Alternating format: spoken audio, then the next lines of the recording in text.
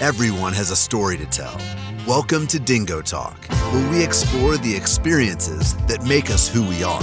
Here's your host, Carlo Guadagnino.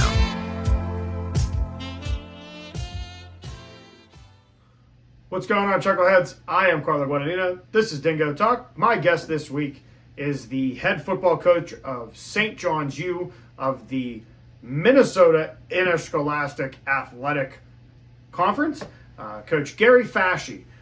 Coach Fasching is a St. John grad from 1981. He then returned to St. John's in 1996 before becoming the head coach in 2012, replacing legend John Gagliardi, who had retired after 60 years. So we're going to talk to him about, one, going back and coaching at his alma mater, two, talk a little bit about Midwest football, as this is going to kind of become a trend here in the next couple weeks. But we also just kind of want to talk about how he felt about the number 7 ranking finishing the season up, and where he thinks that team could have been and where he thinks this team this year in 2023 could go. For those of you that are watching at home on the YouTube, make sure you hit the like and subscribe button. If you're listening to us on Spotify, Apple Podcasts, iHeartRadio, Amazon, or wherever else you get your podcast, make sure you hit the little bell and don't miss any of the episodes. And make sure you're following us on the social medias. That's TikTok, Instagram, Twitter, and Facebook. The only one that's different is the Instagram page. That's Dingo_Talk. But without further ado, here we are with Coach Gary Fasching. What's going on, Chuckleheads? I am Carlo Guadagnino. This is Dingo Talk. My guest this week is the head coach of St. John's University football team, Coach Gary Fasching. Say that right, Coach? Fasching. I'm going to mess it up. So, Coach, I want to say thank you for taking the time to join us. We're going to do this the way we do every week. I'm going to take you back in time to your playing days, and we're going to work our way forward to today. So, all right, sounds great. How did you find your way to St. John's in 1977? Well, first of all, thanks for having me on. I appreciate it. Coming out of high school, I was looking at a lot of different schools. I visited a number of different schools. The head basketball coach at the high school that I played at, his brother went to St. John's and was a basketball star here, played football for 1 year. And he said, you should take a look at St. John's. You seem like a St. John's type of guy. So amongst a lot of the other schools around in the state, some other Division IIIs, some Division IIs, and I even messed around a little bit with going to the University of Minnesota and walking on there. And that was an offer that I had early on. It didn't seem like that was something that I really wanted to do. And St. John's was just coming off a national championship in 1976. So I knew about them and thought, okay, well, they obviously are very good. And John Gagliardi, the head coach at that time, was very well known. So I came up here and visited and fell in love with the campus and decided this is the best place for me to go. Now what you said a couple things there. What is a St. John's guy? What is that? What does that entail? It's a great question because, as the head football coach, sometimes we get recruits in here, and I'll tell my assistant coaches, I don't think he's a St. John's guy. And so that's a good question that you asked that. I think there's a couple things. Number one, we look for guys who are self-motivated, somebody who's honest, somebody that you can count on. That's probably no different than any other program, but we've always talked about, our guys being St. John's guys. They fit the mold of what we're looking for, not only as a football player, but certainly as a human being also. And we want our guys to be the best, and we talk about that all the time. So I think I felt like I fit that bill back in 1977. I feel like the 53 freshmen we have coming in this year also fit that same bill. Now, Coach, as you're going through, was it in the back of your head that you wanted to stay involved in the game, be a coach, or be involved in football at some point? Or was it kind of not thinking about it until, the time comes where it's make that next decision? Another great question. So when I was in high school, I had two just tremendous high school coaches. My head football coach at Winston Holy Trinity, where I went, small private school here in Minnesota. Larry Anderson was his name. Great mentor, great role model, and then I had my basketball coach, a guy by the name of Gail Moore, and he was also the assistant football coach. Those two guys were just tremendous role models, um, pe- the kind of people that you want to emulate. And so, I thought about, maybe that's something that I should think about going into, teaching and coaching. I had a number of my teachers back at that time that said, you should go into business. You'd be a great salesman, blah, blah. So when I came to St. John's, I took some business classes and I found out about mid-semester my first year. I don't think business and Gary Fasching go together. So I went with my first love and what I really wanted to do. I went into education and Mhm. got my coaching degree and just went from there with it. Now, so for those of you that don't know, Coach played linebacker. You started at linebacker for 3 years. Yep. How do you translate from being a college football player, and there's a little bit of a gap there, but then how do you make your way to, I want to make sure I say this right, St. Cloud Cathedral? Yep. How did you make your way there? And now we get into your coaching career. Well, when I graduated in 1981 from St. John's, um, applied for a number of different jobs, and that happened to be one that was open, and it's only about 15 minutes away from St. John's. And I thought, that would be a good place. I had gone to private Catholic schools my whole life, and then so going to Cathedral seemed like another good opportunity there. So for the first 4 years, I was an assistant coach there, and then when the head coach left, I took over in 1986 as the head football coach. I was also assistant basketball and head track at the time. So and I stayed there for 14 years. It was a great learning experience for me. It got me. I think it set me off on my path to being a college coach, because I think at the very beginning I thought, well, high school's a good spot, and when I was there, our kids were starting to getting into junior high school. So it seemed like a great opportunity to stay there. Also, fortunately, I'd won two state titles there.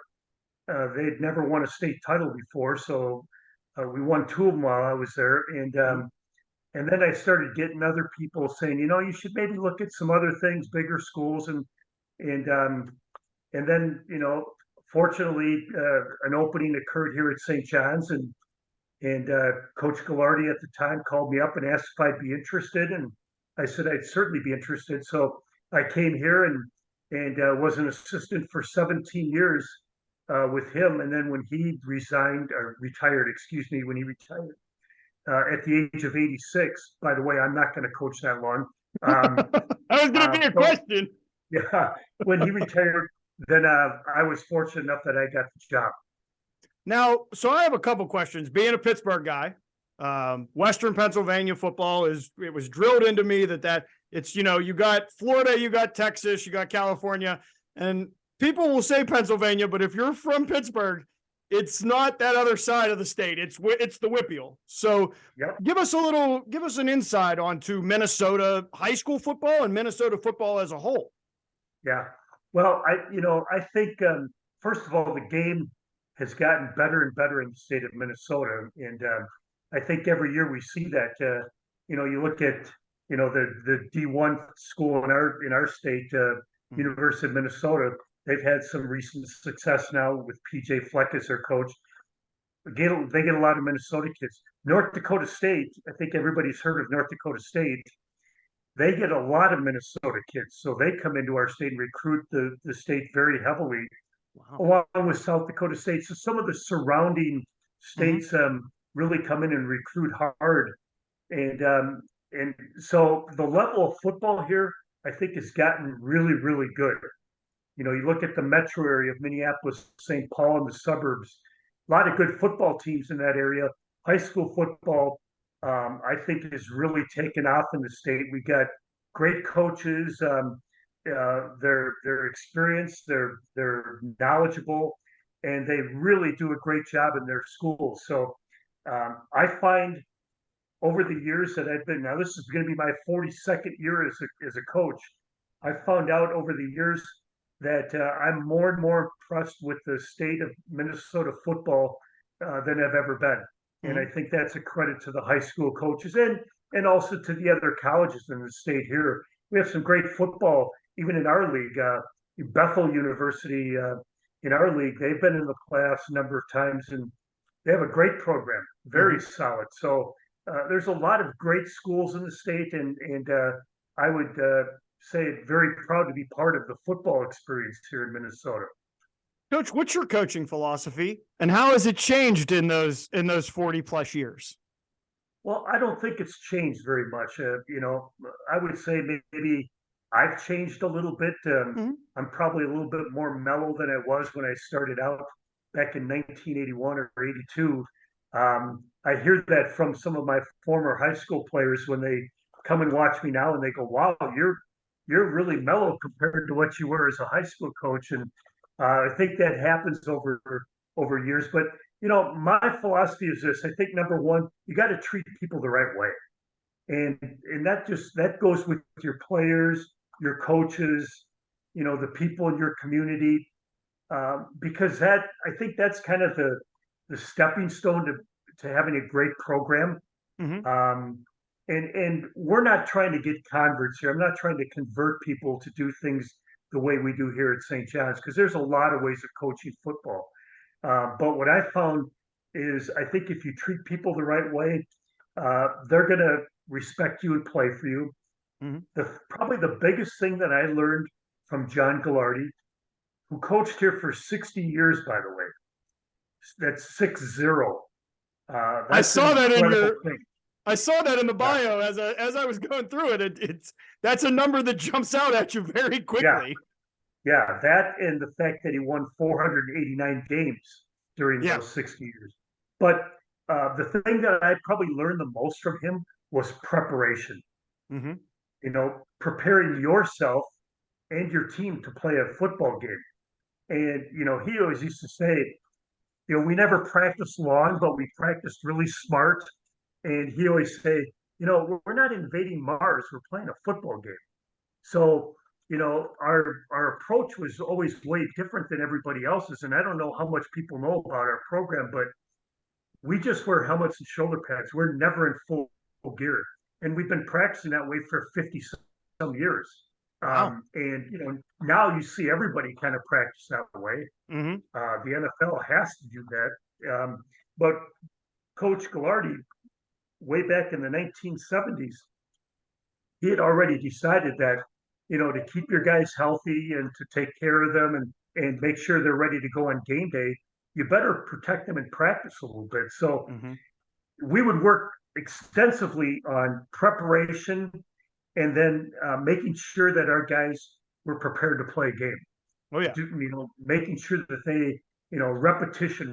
We always say repetition, repetition, repetition. The more you run plays, the better you're going to be at them. The more you see plays, the better you're going to be able to defend them. So, Mm-hmm. that's kind of my philosophy, and I really haven't changed. I use that same thing in high school, and I've used the same thing here at St. John's all my years, and it seems to have worked. Well, it's crazy that you say that you guys started doing that in the 70s, where Yep. I would imagine you were a lone island of guys not going full tilt. But there's that other part of the game. It's a physical game, but it's just as Yep. much a mental game. And when you take out the physical part of it, the mental has to be perfect. So it's a No very doubt about it. interesting. Yeah, you're exactly right. And we talk about that all the time. We're going to be the most prepared football team now. We always used to joke, when other teams would show up to play us because they're running all these, orchestrated pregame stuff, and we don't. Ours looks like a bunch of people that showed up for the first time, and we got guys running into each other, and you know, but it's not that bad. But anyway, we always say we lose every pregame, but then when the game starts, that's when we're at our very best. And I think that's part of what we do here, and our players have picked up on that, and it helps that from year to year, your players who've been a part of the program for the previous years, they understand that whole thing. They know, hey, we're going to be mentally prepared to play a football game. The physical part of it, we have college football players; they're going to be ready to go. You know, but it's the mental part and the preparation, making sure that every scenario that happens in a football game, we're going to make sure that we cover that. So when it does happen in a game, they're gonna see it and be able to react to it. Coach, what is the significance of the MIAC? Because as I was looking down through your conference and the way your schedule kind of played out, you saw Bethel early, but then you saw them again at the end of the season, and it was kind of and I want to get into that conversation as well. But just talk about the conference a little bit and how it's developed and become, as you were saying earlier, that the football as a whole has gotten better. What's the importance of your conference? Well, I think first of all, we may be the only conference where we have two divisions and you don't play everybody. And we did that for a number of reasons. A number of years ago, St. Thomas, which was a team in our league, decided to go Division One, and we had a couple of schools that were struggling a little bit, and we brought in a couple new schools, and to kind of get them up to speed and maybe make sure that they were prepared. Our conference is good. I mean, I would say in Division III football, you have the Wisconsin Conference, who's really, really tough with Whitewater and, a bunch of those teams. You have the Ohio Conference with Mount Union. We know we're always going to get a good team from out in your area. There's a lot of good football out in that area. So our conference is a really good football conference. So we wanted to get those teams up to speed. So our conference decided to go two divisions, and you only play. For example, we won the conference. Well, we've won the last 4 conference titles. So we're only going to play the top teams in the other division. We will not play. We will not play the 2 bottom teams in the other division. And likewise, the 2 bottom teams in our division will not play the top 2 teams in the other division. So it creates a little bit of a problem because scheduling is not easy. To try to find 2 non-conference games is not real easy to do. And so, for example, this year, our first game, Trinity of Texas, is coming up here. Trinity is ranked 5th in the country. They're a heck of a football team. We've got our hands full. People ask me who scheduled them, and I go, "You're looking at the guy," and they go, "Are you crazy?" But anyway, and then we go week 2. We have Whitewater as our other non-conference game. Go to Whitewater, and then we come back home and we have Bethel. So our first 3 games are against top ranked teams. Yeah, and but our conference, I would say this: even though the divisional schedule that we've had for 2 more years, and we're going to have it for 2 more years. It's a 4-year plan. I think those teams that we brought in, the McAllisters, the St. Scholastics, they've gotten better in the last 2 years. So overall, like I said, I'm really impressed with our league. We got great coaches in there. They care about kids. They do it the right way, and it makes it fun to coach in this league, and it makes it fun for our players because they know they're going to be facing a competitive team every week. Well, and I was looking at it's funny you bring up the rankings because I was looking, you have your North Central, you have Mount, I believe Mary Hardin Baylor's in there. Bethel and Trinity are in there. And then, not to discredit you guys, number 7 at the end of the year. Now here's my question. So 4-point loss early in the season to Bethel, 28-24. Come back at the end of the season, You beat Bethel. How Yep. did the rankings, and how did they end up ahead of you in the rankings? And does that put a chip with you? Does that put a chip with the players? Is there any like, I don't really, it's a number, it's a group of guys sitting around saying, oh, this team's better than this team. How did you feel about that? Well, first of all, the first time we played them, it was a great game down at their place, packed stadium for them. And, it was I would say it was a game of big plays. Mm-hmm. We would make a big play, they would make a big play. And really it came down to, we had an opportunity at the end of the ball game, and unfortunately, ball got tipped and they picked it off and ended our threat. Um, Great ball game, but we knew this because of the two divisions. The top team in each division plays off for the championship at the very last game of the year. So after we lost that game, which was week 3, we kind of said, well, there's a very good chance that we're going to see these guys again Mm-hmm. because we knew they were very good, and we felt we were a good football team. And sure enough, we meet them again in the championship game, and our guys played really well. I mean, we prepared very well. Um, their quarterback had a little bit of an injury, and we were able to knock him out of the game. He had an injury from the week before and came back and tried to play against us, and he took a couple hits early in the game, and then so that hurt them because he was he was the MVP of our league. Wow.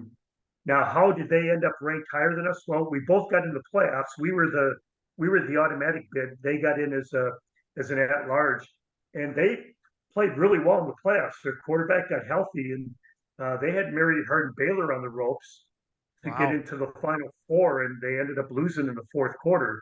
So they went a week further than we did. So if you base it on that, at the end of the year, you could say they were a better team than we were, and that's why they were ranked higher than us.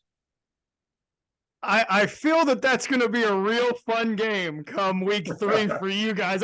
I'm not in the game of predictions, but I'm just saying I think that it's going to be a very fun, interesting contest back and forth. Coach, one more question for the only question I'm going to ask you about 2020. How did you guys work through? And I think everybody was off in the fall. Was there a spring season for you guys in that following, or were you guys kind of part of that group that said, hey, let's just wait and we'll go fall of 21 as opposed to spring of 21? Yeah, that was a tough decision because we knew we weren't going to play in the fall. Mm-hmm. And as the coaches in our conference got together and they said, well, let's plan on having a spring season. And we knew it probably wasn't going to be a full spring season. So we started talking about, maybe it's going to be 4, 5, 6 games in the spring. And as we got into the spring, all of a sudden there were teams in our league that said, we're not playing in the spring. And then it came down to really only a couple teams that were, and we were one of those who said, we're certainly thinking of playing in the spring. And when it came down to it, there was only 1 or 2 other teams that were going to play. And then we thought, well, and we could only have 250 fans at the game. And quite frankly, we weren't going to play our best guys because we were going to get ready for the fall. I wasn't going to lose, our All-American wide receiver in the spring in a meaningless game. So we decided as a staff that we weren't going to play in the spring and just get ready for the fall of 2021. And I think that was the right decision at that time because I don't know that we would have gained anything by playing 1 or 2 games in the spring. When I know that the PAC attempted, there was a spring, I call it the hybrid spring because it was on Monday you were playing on Saturday, but by Wednesday this person tested positive and this coach, and then it was you didn't know what you were doing. So exactly. As a whole, where do you feel the 2022 team was last year? As a group, as a team that one of your teams that you've coached, where would you put them in preparation, how they were prepared, the talent level, and then what the outcome of the season was? Going into last year, we felt really good about our football team. We had a number of guys coming back and key guys. Mm-hmm. And And then about 2 weeks before the season started, one of our running backs who we were counting on, he kind of rotated in the year before. He tore his ACL in a non-contact, just 7-on-7 drill. And so he was done for the year. But we went into the game. We started off. We had Whitewater right away, week one, and we beat them here at home in front of 14,000 fans. It was a great game, and it was just a great atmosphere. Then we beat River Falls the next week, another Wisconsin team who was very good. So we started off really well. Then we had the Bethel loss, and then we ran the table. We played really well. Unfortunately, in the championship game, we lost our other running back, our top running back, Henry Trost, who had been a 3-year starter for us. And Henry was a big, physical, tough, fast runner. And so we didn't have him in the playoffs. And that hurt us. And then in the second playoff game, we lost our leading wide receiver as far as catches. He got hurt in that game. So to answer your question, after the playoff loss in the second round, at the press conference, one of the newspaper guys said, Coach, what did you think about this team? Were you good enough to win it all? And I said, if we were completely healthy, we would have had a chance to be a Final Four team. I really believe that. But you can't take out your best running back, and you can't take out your, best receiver as far as catches and expect that you're going to beat top teams in the country. It just doesn't happen that way. So in our case, we were down to our third and fourth running back now because we had lost the other kid. So I think we were a solid football team. I don't think that we were probably good enough to win a national title based on what I saw from the other teams. North Central, fantastic football team. Mountain Union, always fantastic. Wartburg out of Iowa, the team that beat us, they were a really, really solid football team. So I don't think we were quite there. Had we been healthy, I would say we would have been a Final Four team. And now, leading in that question leads me into this question. I'm guessing we're about a week away from this kickoff of camp. How do you feel? Now, obviously, we haven't seen anybody on the field yet for the season, but how do you feel after the spring, summer workouts, and now going into camp? What are your expectations for this season? Well, we got a lot of guys back. On the offensive side of the ball, we lost 2 starters, our left guard and our left tackle. Okay. I think we have guys who can replace them. It's going to take them a while to get into the, at the level those other guys are playing. But we have our quarterback back, which I think is really important. We have all of our skill guys back, including Alex Larson, who's a 6'7" tight end, who's been a 2-time All-American. I think he's got a great opportunity here to get drafted if he has a really good season. We lost Trost, our running back, but we gained the other kid back who tore his ACL, Devin Volk. So we feel really confident about our offense going into this year. Defensively, we lost 2 incredible defensive tackles. They were both All-Americans, which is rare to have 2 defensive linemen be All-Americans. But we lost those 2 guys, and then we lost probably our top defensive back, our corner. So we got a little bit of work to do there, but still we have 8 of 11 guys back there. We have both kickers back. So if you look at it on paper, we should be pretty good, Now, we have a target on our back because we've won 4 straight conference titles. We've been in the NCAA playoffs 8 years in a row. So everybody's gunning for you. Yep. And so that, in a sense, maybe that makes it a little bit more difficult because that you're going to get your best from everybody, that always happens here anyway, I always say. But I think, we got a great opportunity. Now our guys are going to have to come and but I like our approach of our guys in the spring. They were very, very good. And what I've seen this summer of the guys who stayed around and what I've heard from our other guys who went back home, they worked out hard and they're getting excited about the season. Coach, what is your biggest, like when you're, and we already talked about it a little bit, what's the St. John's guy, But for you, when you're talking to a parent or a recruit, what's that conversation like between, like, can you get us behind the door for a second? Yep. And what's that Absolutely. conversation like? Yeah. Well, the number one question I always ask, the first question I ask a recruit and their parents when I'm sitting in my office with them is I say, what are you looking for? What kind of things are you looking for? I want to make sure that it's a fit. And if the first conversation out of their mouth is not something about academics, then the conversation is probably not going to be very long, because that's why you're going to college, especially at the Division III level. You're coming here to get a great education. Football happens to be the icing on the cake, I always say.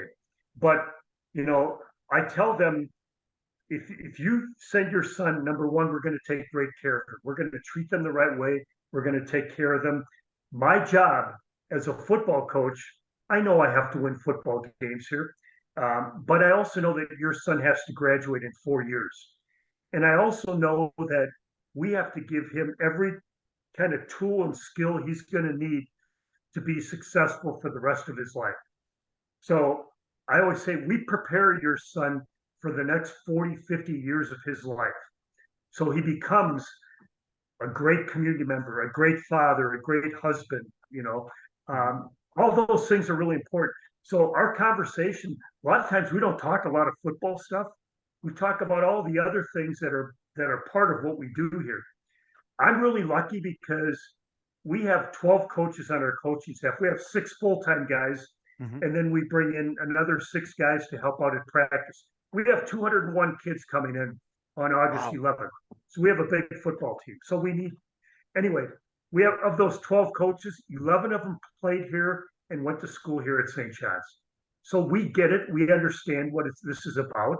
So when we talk about being a St. John's guy, our coaches are those guys. So we're able to, I always tell our recruits, you're going to be really fortunate because you're coming to a school where the coaches, they've been in your shoes.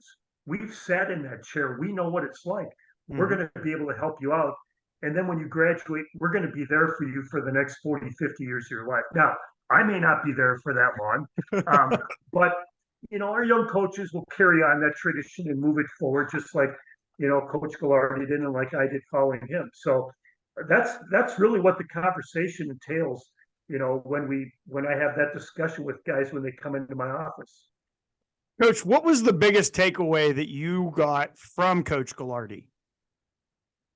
Well, I would say 2 things. I've mentioned the one already, the preparation part of it, because no one prepared like he did. I mean, he was relentless when it came to watching film and making sure that your teams were well prepared. And I learned that playing for him. And then I learned that when I became a high school coach, because I saw what he did and I carried that on as a high school coach. And then when I got to coach with him, I saw it even more, because now you're here every day with him and you see what he does in preparation. So that was the big thing. I think, the preparation. And then the other thing is, I think the relationship that you have with your players. That is such an important thing, to treat your players with respect and give them some say in the program.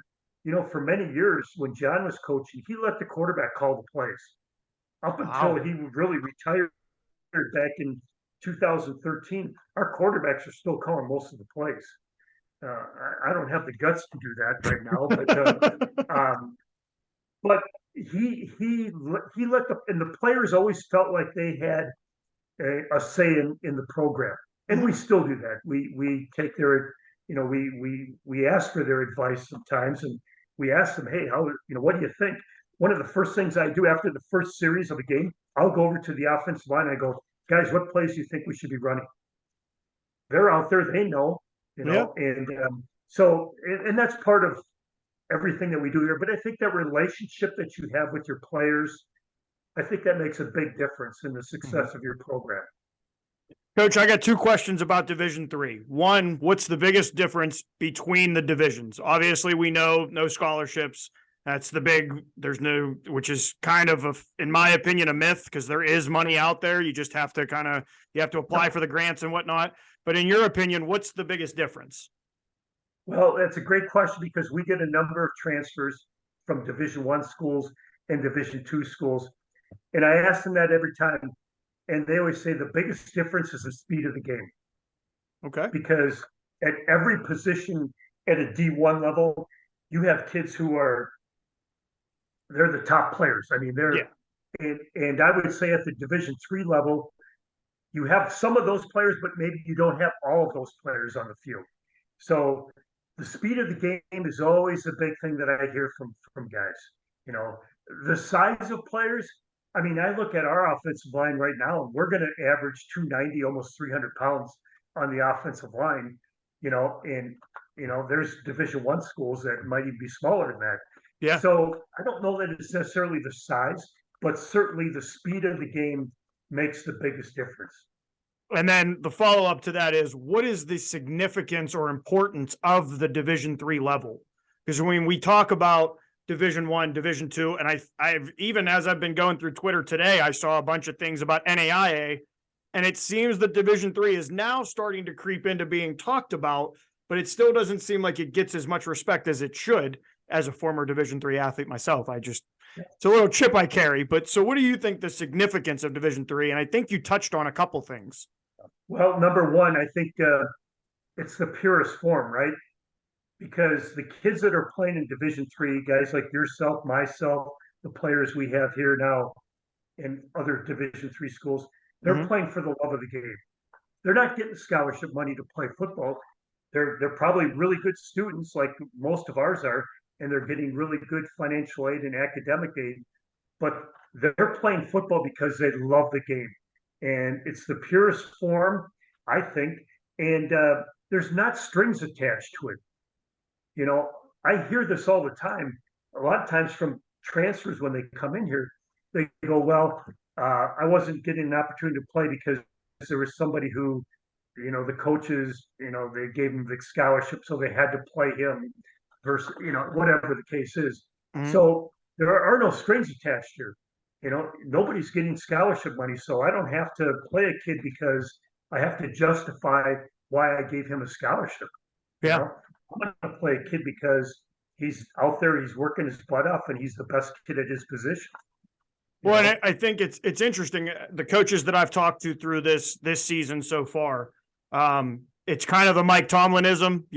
We want volunteers. We don't want hostages. Division III is the volunteer army. It's not a hostage situation. So, you're exactly right. Coach, my last question before we get to the randoms: what is the message to the alumni for 2023? Well, I get asked that all the time. No matter where I go, people say, "Hey, how are we going to be this year?" And I'm going to go back to probably what I said at the end of last year. If we can stay healthy and keep all of our key guys on the field, I think we have a chance to be really good. I think we might struggle a little bit defensively early in the year trying to replace those two defensive tackles. Yeah. Because we have guys who played there as backups, but now they have to be the guy. Now they're going to be the guy that's got to go out there, and they've got to be able to control the football game on the defensive line. So we may struggle a little bit defensively early, but I'm hoping that our offense, because we have so many guys back, we're going to be able to offset some of those shortcomings that we have on defense. But if we can stay healthy, I think we got a chance, as we always do, to not only win the conference title, but to go into the playoffs and make a run. And it's interesting that you say that, because now we get away from football for a little bit. We're going to take 5. You're going to get 5 questions. They're rapid fire as they're coming at you. The first one: if you could live anywhere in the world, where would it be and why? Oof. People are probably going to think this is really weird, but I don't think I'd rather live any other place than in Minnesota. I got a chance to go to a lot of different states. I had a son who played baseball for the University of Minnesota, so I got to travel to a lot of states. There's a lot of great places out there. but I'm a homebody, and I love Minnesota, and I All right. can't see myself moving from here. What's the most important lesson you've learned over your career? And I think you've touched on this once or twice so far. Preparation, preparation. If Can't you beat it. weren't if you weren't coaching, what would you be doing? Oof. Well, being that I failed in those business classes that I took early on, I can't say that. I grew up on a farm, and and I love the farm, but that was certainly not something I wanted to do as a. But I could see myself being the kind of guy who would be out doing something in nature, whether it was, I don't know, forestry or something like that. Something that you're working the land. That's I have we have 10 acres, my wife and I, and we have a big vegetable garden. We have a vineyard, and we do a lot of that kind of stuff and a lot of flower gardens. So I could see myself doing something like that. Where did you meet your wife? Believe it or not, we both taught at St. Cloud Cathedral.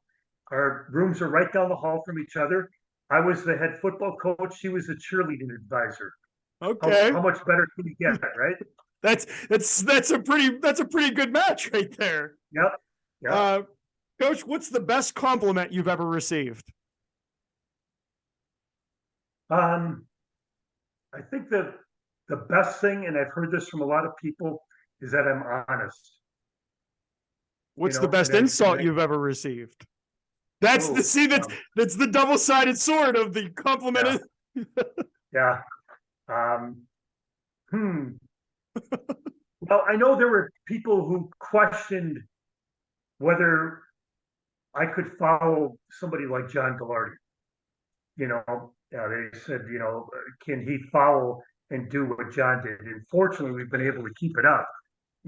But that when I heard that lit a fire under me for one. I think I always walk out every practice with a chip on my shoulder because I think there's people out there that think, I don't think he can do it, whatever. So that would maybe be the biggest insult, yes. And then our final question, we ask everybody this question at the end of the show. Was there a question you were expecting to have? And if so, how would you have answered it? Say that again. I missed that. I missed it. Was there a question that you were expecting to get? And if so, how would you have answered it? It's a great question. I was playing in my head some of the questions you were possibly going to ask. But the only one that you probably didn't ask was, do I feel like I've been successful since I've taken over? Because I've been asked that many times. We've done very well, obviously, but I would say my answer to that would be my expectation is we want to win another national title here at St. John's. We've won 4, and I want to win one as the head coach. Yeah. And that would be the one question that if you would have said, you feel like you've been successful, what you've done, I would have said no, because we haven't won a national title. Well, I think that's a great place to stop. I hope that maybe in 2024, you and I are having this conversation, but with another one of those behind you. Yeah. For those of you that know how we do this, if you're sticking around, we're going to overtime with Serenity Brown. Coach, I want to say thank you very much for taking the time, and best of luck this season. I appreciate it. Thanks for having me on the show. Absolutely. And we will be right back, Chuckleheads. What's going on, Chuckleheads? I am Carlo Guadagnino. That's Serenity Brown. This is Overtime with her, Serenity Brown. We just finished with the number 6 team in the preseason. I followed where the tag was. That's rude. Why put tagging us in a place that you can't use it? That's all I'm saying. Isn't the back supposed to be where the tag goes? Okay. Coach Gary Fasching of St. John's University, the number 6 team in the country preseason rankings from D3.com. Genuinely nice person. Yeah. Just very nice. He fulfills the stereotype of the Midwestern people. Really liked my questions, which gave me a boost during the interview. Boost your ego? Yeah, a little bit. And in some polls that I've seen, They are ranked as high as 4th. So there's a lot of expectation for this team. If you're watching us on YouTube, appreciate you. Hit the like button, hit the subscribe button. It really helps us out. If you're listening to us on Spotify, Apple Podcast, iHeartRadio, or wherever else you get your podcasts, really appreciate you. Make sure you hit the little bell. But we're on vacation right now. So I know you don't have anything to say, and I want to get back to the beach. So really appreciate you. We'll see you next week. Season kicks off next week. So it's a big, exciting time. But we'll be back next week, Chuckleheads. Thanks for checking out this episode of Dingo Talk. Don't forget to rate, comment, and subscribe. For more info and to contact the show, you can find us on Twitter @Dingo Talk.